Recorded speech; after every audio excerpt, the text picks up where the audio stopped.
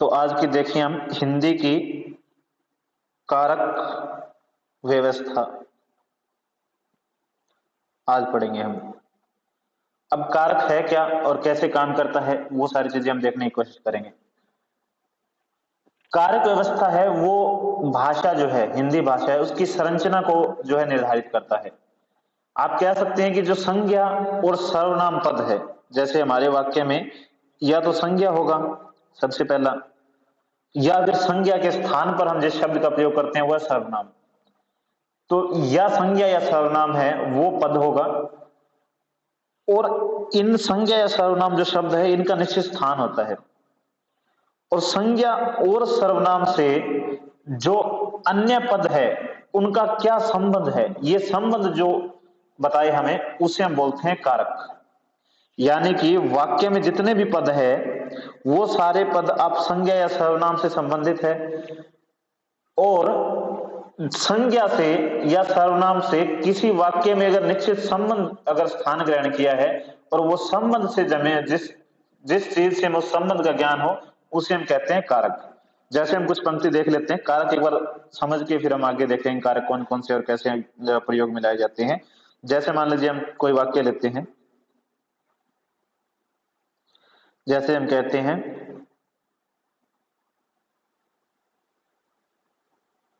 रमेश ने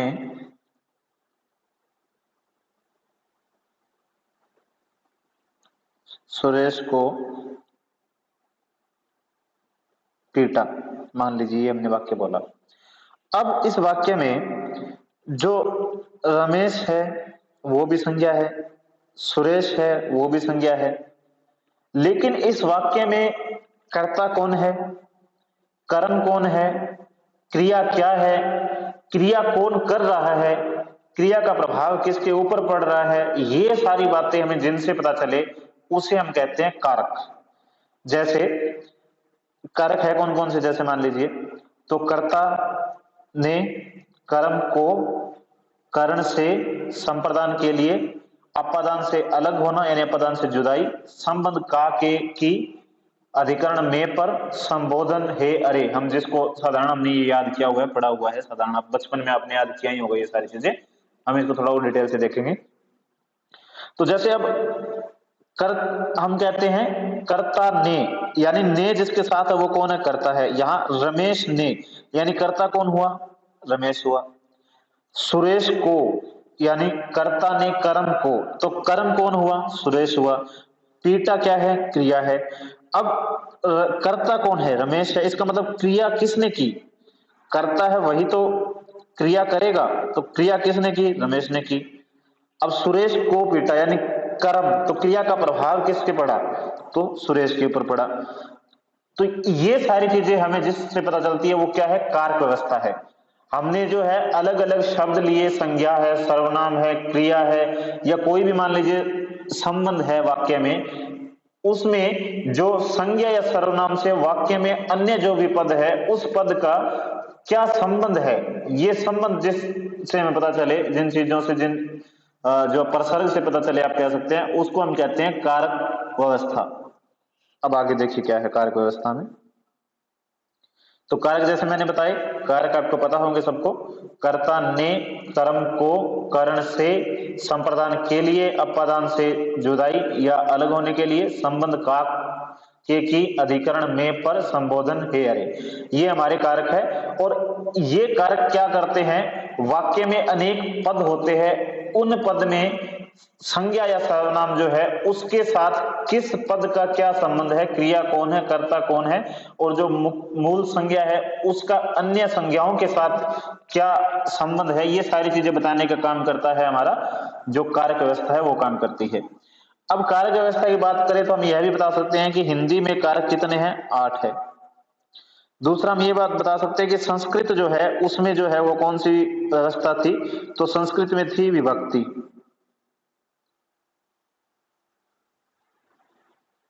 विभक्ति चलती थी वैसे, और संस्कृत में भी कारक जो थे वो 8 माने गए, कर्ता, कर्म, करण, संप्रदान, अपादान, संबंध, अधिकरण, संबोधन।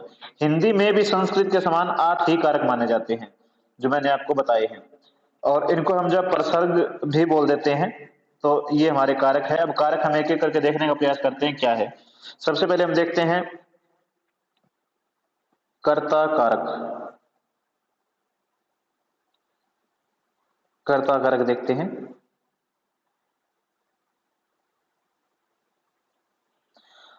कर्ता कारक की बात करें तो कर्ता कारक का अर्थ है कि संज्ञा या सर्वनाम जो मान लीजिए है जो क्रिया करता है। कर्ता का तात्पर्य क्या है, जो कुछ करता है। और कर्ता क्या है, वाक्य में क्या काम होता है, यानी क्रिया है। क्रिया है, उसी से हमें ये पता चलता है वाक्य में कुछ करने या होने का पता चलता है क्रिया से। और जो क्रिया करता है उसे बोलते हैं कर्ता। अब हम कोई भी वाक्य मान लीजिए यहां ले सकते हैं जैसे, और कर्ता कारक का जो चिन्ह है वो क्या है, ने है। परसर्ग है वो क्या है, ने है, कर्ता ने। तो जैसे मान लीजिए अब कुछ ले हम प्रयोग करना चाहें, क्रिया से पता चले, जैसे हमने अभी प्रयोग किया था, और भी देख सकते हैं। जैसे जैसे हम कह सकते हैं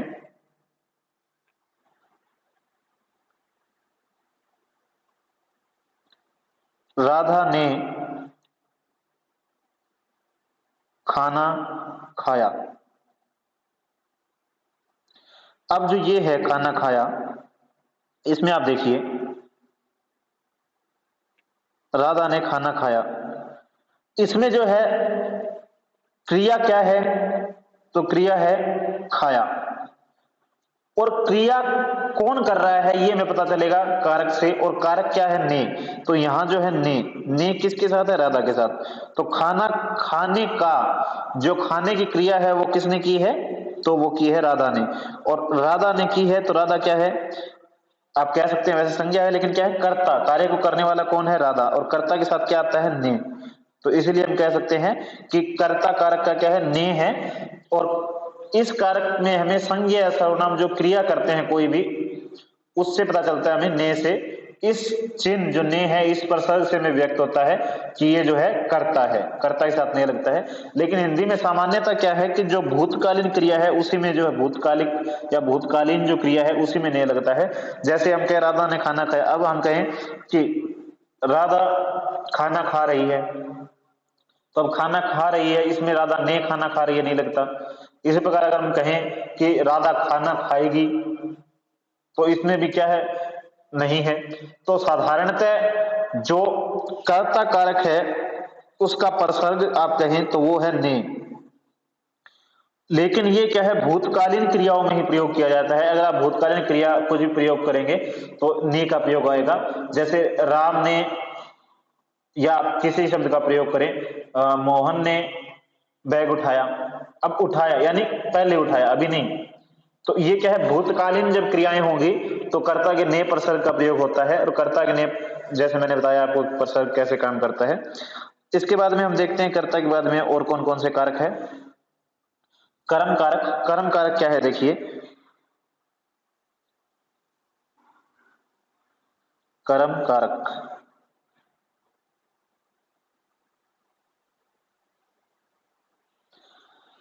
कर्म कारक की बात करें तो कर्म कारक से हमें क्या पता चलता है, कर्म कारक से पता चलता है कि क्रिया जो है वो किसके प्रति की गई है।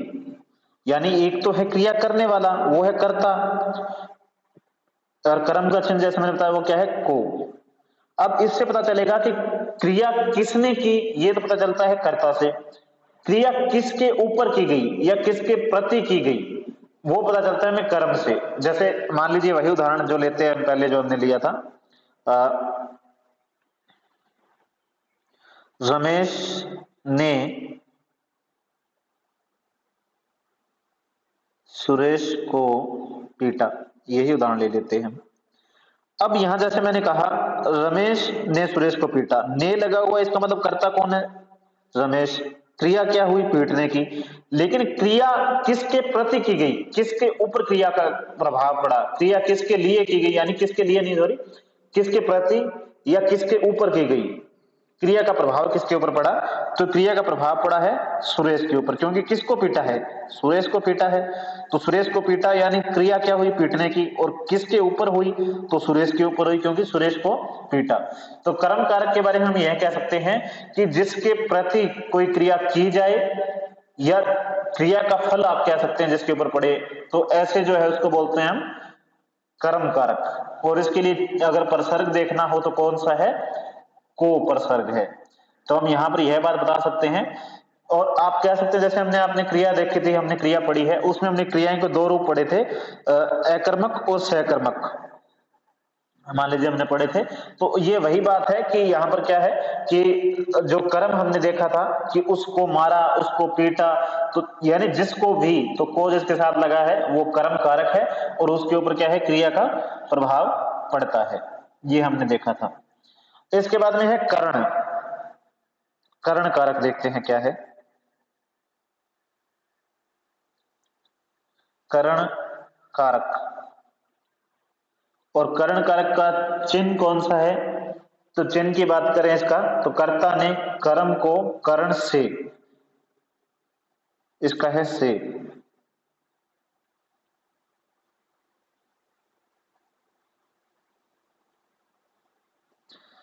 मान लीजिए, तो इसका से जो है, अब इसका क्या है देखिए, इसका कैसे प्रयोग किया जाता है और इसका क्या अर्थ होता है।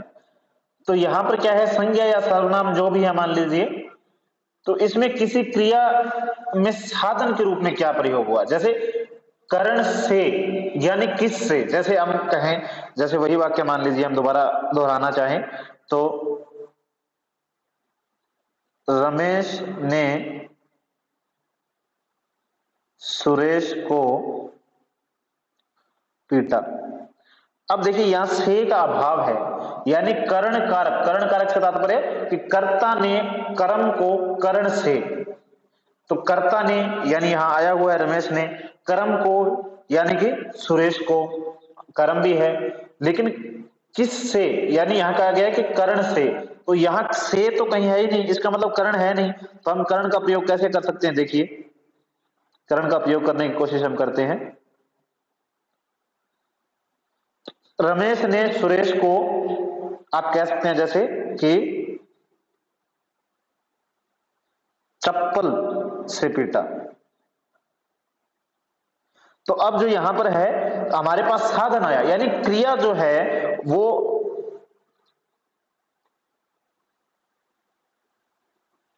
क्रिया जो है वो की है रमेश ने, की है सुरेश के ऊपर, सुरेश के प्रति, लेकिन उस क्रिया को करने के लिए साधन क्या था उसके पास, किस वस्तु से वो क्रिया की गई। तो यहां पर जैसे चप्पल से पीटा, लाठी से पीटा, या जो भी मान लीजिए है, तो यहां ये क्या है, साधन है, और ये कौन दिखा रहा है, हमें से पता चल रहा है, और से क्या है, करण कारक। तो कर्ता ने कर्म को करण से, यानी किस से, तो करण से, साधन है ये, पीटने के लिए जो साधन का प्रयोग किया गया वो चप्पल है, और ये करण है, ये हमें पता चलता है से, तो चप्पल से पीटा। तो इस प्रकार हमें पता चलता है ये है करण कारक। करण के बाद हम आगे देखते हैं, करण के बाद और कौन से कारक हमारे, करण के बाद हम देखते हैं संप्रदान।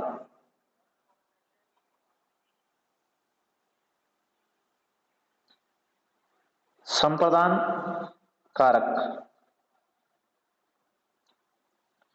अब अगर हम संप्रदान कारक की बात करें, तो संप्रदान कारक के लिए अगर कौन सा जो चिन्ह है या कौन सा जो प्रसर्ग है वो प्रयोग किया जाता है, तो देखिए कर्ता ने कर्म को करण से संप्रदान के लिए। अब के लिए से तात्पर्य आप समझ रहे हो, यानी आप कोई कार्य करते हो, जैसे कुछ भी है, आप पढ़ रहे हो, तो किसके लिए, यानी आपका उद्देश्य है कुछ, आप जो करना चाहते हैं कुछ, वो आपका उद्देश्य कुछ है, तो वो क्या है, संप्रदान मान लीजिए, संप्रदान के लिए। यानी जैसे मान लीजिए वही आप लगा लीजिए कि रमेश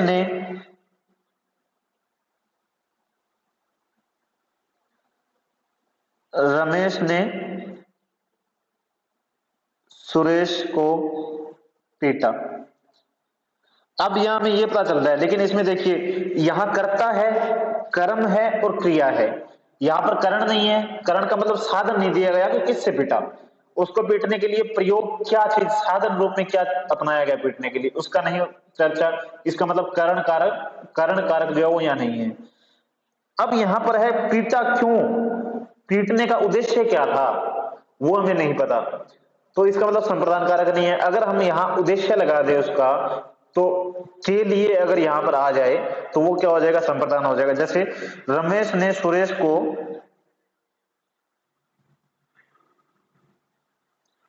आप कह सकते हैं रमेश ने सुरेश को पैसे के लिए पीटा।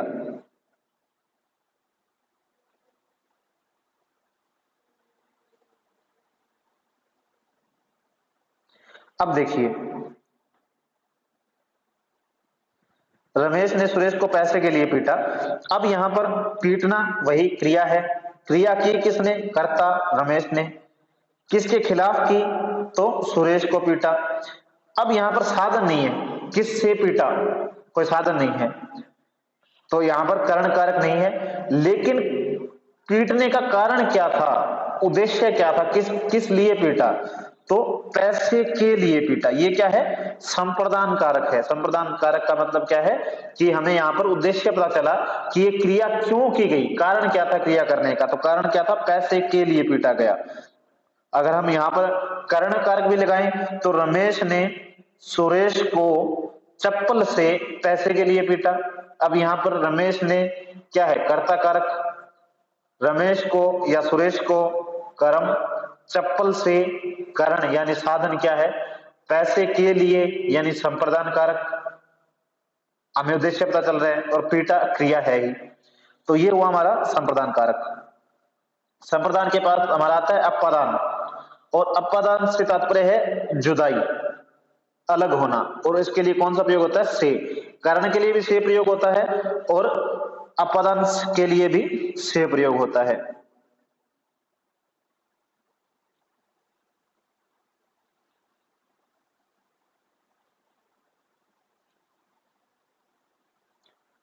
अपादान कारक। अब अगर हम अपादान कारक की बात करें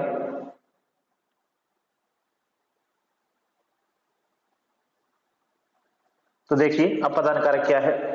अपादान का अगर हम प्रसर्ग देखें क्या है, तो अपादान से, लेकिन हम यहां लगाते हैं अपादान से जुदाई या अपादान से अलग होने के लिए। इसका तात्पर्य यहां से का प्रयोग होगा, परंतु जो है कोई वस्तु वो उससे दूर जाएगी। दो चीजें आप मान लीजिए दूर जाएगी, जैसे संज्ञा या सर्वनाम है, आरंभ किसी से होगा, किसी क्रिया का मान लीजिए आधार होगा, परंतु वो क्रिया जो है वो दूर जाएगी, उस क्रिया से चलकर अलग हो जाएगी क्रिया से, उसको हम बोलते हैं अपादान कारक। जैसे इसके लिए अगर उदाहरण हमें कुछ देखना हो तो हम इसके उदाहरण के तौर पे देख सकते हैं, जैसे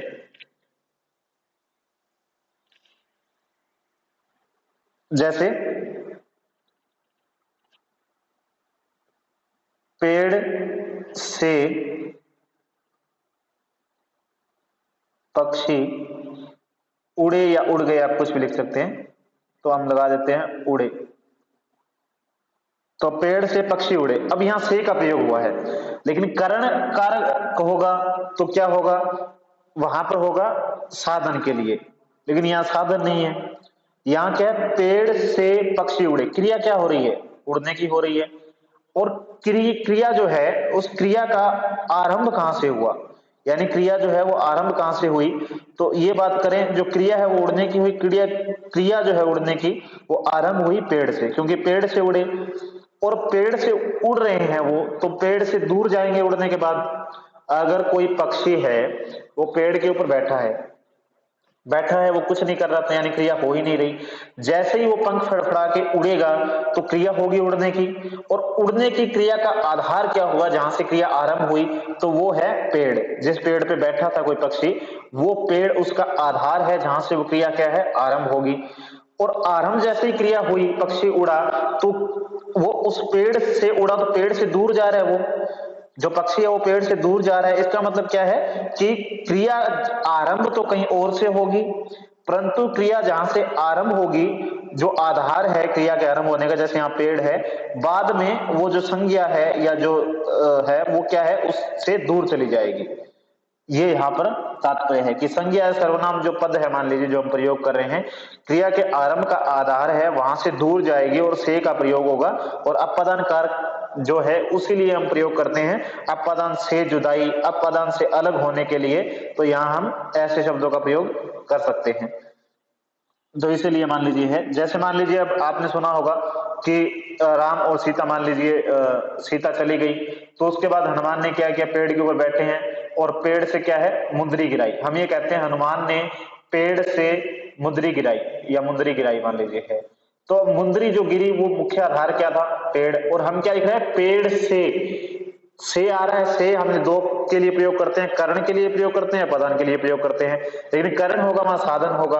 अब यहाँ क्या है, से गिराई। अब पेड़ से गिराई, गिरनी आरंभ कहां से हुई, पेड़ से, और गिर के क्या हो रही है, वो पेड़ से दूर जा रही है। जहां से गिरी, जिसका आरंभ हुआ, जहां से गिरने का क्रिया का आरंभ हुआ, वहां से वो क्या है, दूर जा रही है।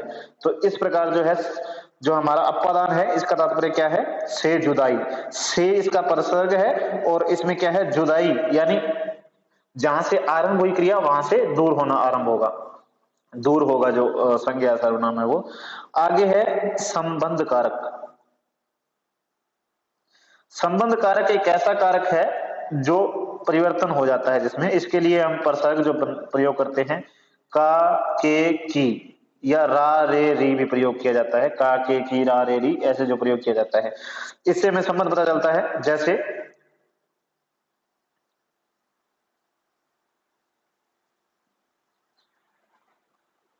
हम कहें कि श्याम के भाई ने पीटा। अब यहां देखिए, ये जो के है, ये क्या बता रहा है, इन दो संज्ञाओं में आप मान लीजिए श्याम के भाई ने पीटा। अब क्रिया कौन कर रहा है, श्याम का भाई कर रहा है। पीटने का कार्य किसने किया, श्याम के भाई ने पीटा। तात्पर्य क्या है, पीटने का कार्य किसने किया, तो श्याम के भाई ने किया। जो भाई है मान लीजिए वो संज्ञा है, आप मान सकते हैं एक बार के लिए कि जो कार्य कर रहा है, कर्ता मान लीजिए आप एक बार और छोड़िए, कि कर्ता जो है वो क्या है, भाई है। अब भाई ने कार्य किया, लेकिन ये हमें श्याम के साथ क्या है, संबंध कौन बता रहा है, के। तो के अगर एक कोई वाक्य है उसमें अनेक संज्ञाएं या है, उसमें हमें आपस में जो संबंध बताए कि किस संज्ञा का किसके साथ क्या संबंध है, तो वो क्या होगा, का के की से व्यक्त होगा और उसको हम बोलते हैं संबंध कारक। जैसे श्याम के भाई ने पीटा, अब यहां पर श्याम के भाई ने, तो यहां पर ये क्या है, हमें संबंध बता रहा है मान लीजिए। तो इस प्रकार ये क्या हो गया, संबंध कारक हुआ, जहां पर हमें क्या है, दो आप संज्ञाओं में आप कह सकते हैं संबंध का पता चले कि एक संज्ञा का दूसरी संज्ञा से क्या संबंध है, वहां पर होता है संबंध कारक का प्रयोग किया जाता है। तो ये हमारा संबंध कारक है, बिल्कुल आसान है। अब इसके बाद हम कह सकते हैं अधिकरण कारक। अधिकरण कारक क्या है, देखिए, अधिकरण कारक। अब अगर हम अधिकरण अधिकरण कारक की बात करें, तो अधिकरण कारक में होता क्या है, अधिकरण का अगर प्रसर्ग की बात करें तो क्या है, अधिकरण में पर, इसमें क्या है, कोई संज्ञा सर्वनाम है तो उसमें किसी क्रिया का भौगोलिक या कालिक आधार होता है। यानी या तो कोई भूगोल है या कोई कालिक आधार मान लीजिए। जैसे आप कहें कि इसके लिए उदाहरण मान लीजिए कि में और पर का प्रयोग होगा, तो जैसे आप कहें कि मैं भारत में रहता हूं। अब देखिए, आप कह रहे हैं मैं भारत में रहता हूं। हम ये बता रहे हैं किसी स्थान के बारे में, किसी आधार, भौगोलिक आधार, स्थानिक आधार, कालिक आधार, मानसिक आधार भी हो सकता है। तो जो क्रिया है कोई भी मान लीजिए, उसमें उसका आधार क्या है, उसका भौगोलिक आधार, कालिक आधार क्या है, वो बताइए, उसको बोलते हैं अधिकरण कारक। तो अब यहां देखिए, जैसे अब मैं भारत में रहता हूं।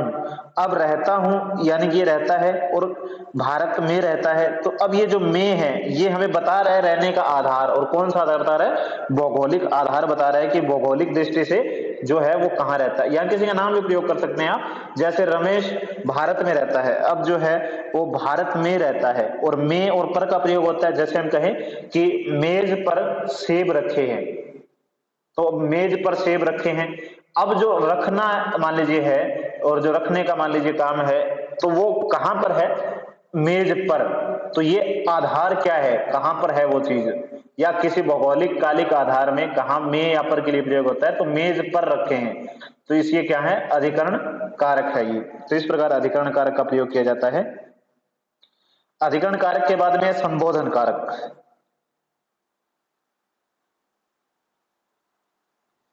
संबोधन कारक। संबोधन क्या है? संबोधन की विशेषता यह है कि एक तो ये सबसे पहले आता है वाक्य में, और संबोधन कारक जैसे हे, अरे, हम दो को तो जानते ही हैं। इसके अलावा और भी हो सकता है, संबोधन कुछ भी हो सकता है, हे मित्रों, हे साथियों, या मान लीजिए साधारण मित्रों कहे, साथियों कहे, या और भी बहुत सारे आप कुछ भी जो है इनका प्रयोग कर सकते हैं। इनमें साधारणतः क्या है, वाक्य के आरंभ में प्रयोग किए जाते हैं, जैसे कि हे मित्रों या हे दोस्तों।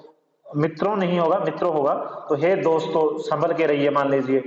तो अब ये संभल के रहिए ये हमारा वाक्य है, लेकिन इस संबोधन जो हमने दिया, जिससे हम बात कर रहे हैं, उसके लिए जो संबोधन का प्रयोग किया वो क्या किया? हे मित्रों प्रयोग किया। तो ये संबोधन पहले लगता है, विस्मय आदि बोधक आदि वाक्यों में प्रयोग में दिखाई देता है। और इसकी एक विशेष बात जो है वो हमें ये अगर ध्यान रखने लायक है, जो रख सके तो, कि जैसे मान लीजिए बहुवचन बनाए तो हम बिंदी का प्रयोग करते हैं, जैसे साथियों, मित्रों। लेकिन संबोधन कारक का जब भी प्रयोग होगा आरंभ में, तो क्या होगा? मित्रों नहीं होगा, मित्रों होगा। साथियों नहीं होगा, साथियों होगा। जो आप बिंदी लगाते हैं वो नहीं लगेगी। ये आप ध्यान रखने की बात है, और ये आप जो है वो बता सकते हैं यहाँ पर। इसके अलावा हम 2 या 3 प्रमुख बातें और है इसको लेकर, वो देख लेते हैं जल्दी जल्दी सिर्फ। तो जैसे कि कारक व्यवस्था से लेकर क्या है हमारे कारक व्यवस्था में, एक तो ये इनका नियम ये है कि संबोधन है वो सबसे पहले आएगा। अगर इनका नियम देखना हो, संबोधन जो है वो सबसे पहले आएगा। संबोधन के बाद इनका जो कर्म है वो क्या होगा? कर्ता, अधिकरण। अगर ये सारे किसी वाक्य में है तो ये कर्म रहेगा। संबंध, आपादान या अपादान,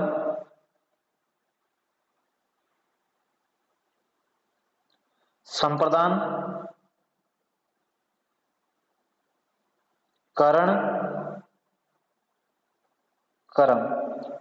ये इनका अगर किसी वाक्य में कर्ता, कर्म, ये सारे अगर मौजूद है, सारे है, तब ये जो है कारक, जिन सभी कारकों के लिए प्रयोग करने के लिए हमारे पास जो है मान लीजिए है, सभी कारक का प्रयोग किया जा सकता है। तो क्या होगा कि ये कर्म रहेगा, सबसे पहले संबोधन आएगा, फिर कर्ता, अधिकरण, संबंध, अपदान, संप्रदान, करण, कर्म। आप ऐसे भी कह सकते हैं, देखिए इनको अगर आप लिखना हो कहीं, याद करने का तरीका क्या हो सकता है, तो जैसे देखिए, कर्ता, कर्म, कर्ता ने कर्म को करण से संप्रदान के लिए अपदान से जुदाई, संबंध काके की अधिकरण में पर, संबोधन है अरे। यानी एक बार आप संबोधन सबसे पहले ले आइए, उसमें आप कोई भी लगा के दे सकते हैं, देख सकते हैं, दोस्तों, मित्रों, साथियों, कुछ भी। संबोधन सबसे पहले आ गया, उसके बाद में कर्ता पहले है ही, कर्ता के बाद में आप उल्टा आरंभ कर दो, सबसे पहले जो कर्ता के बाद सबसे लास्ट, फिर उससे जो उसके बाद मान लीजिए, जैसे कर्ता ने कर्म को कर्ण से संप्रदान के लिए अपदान से जुदाई, संबंध काके की अधिकरण में पर। यानी कि संबोधन सबसे पहले, कर्ता पहले है ही उसके बाद, तो इसके बाद जो कर्म है वो उल्टा कर दो, सबसे अंतिम है वो कर्ता के बाद, फिर उससे जो संबोधन जो अधिकरण है उससे पहले संबंध कारक है, संबंध से पहले अपदान है, अपदान से पहले संप्रदान, संप्रदान से पहले करण, और करण से पहले कर्म। ये इनका जो है क्रम रहता है, अगर वाक्य में ये सभी मौजूद है तो।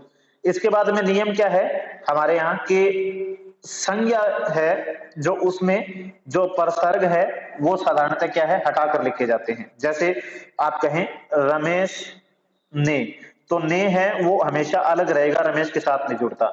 और अगर हम बात करें सर्वनाम की, तो उसमें नियम यह है कि एक अगर परसर्ग है वो साथ जुड़ेगा, और अगर एक से ज्यादा है तो एक जुड़ेगा और बाकी नहीं जुड़ेंगे।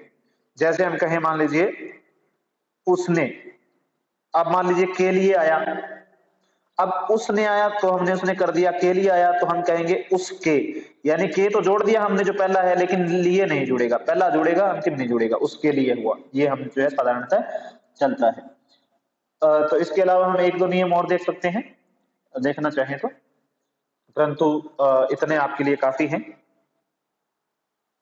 या एक नियम और देख लेते हैं लास्ट अंतिम। हिंदी में जो है कारक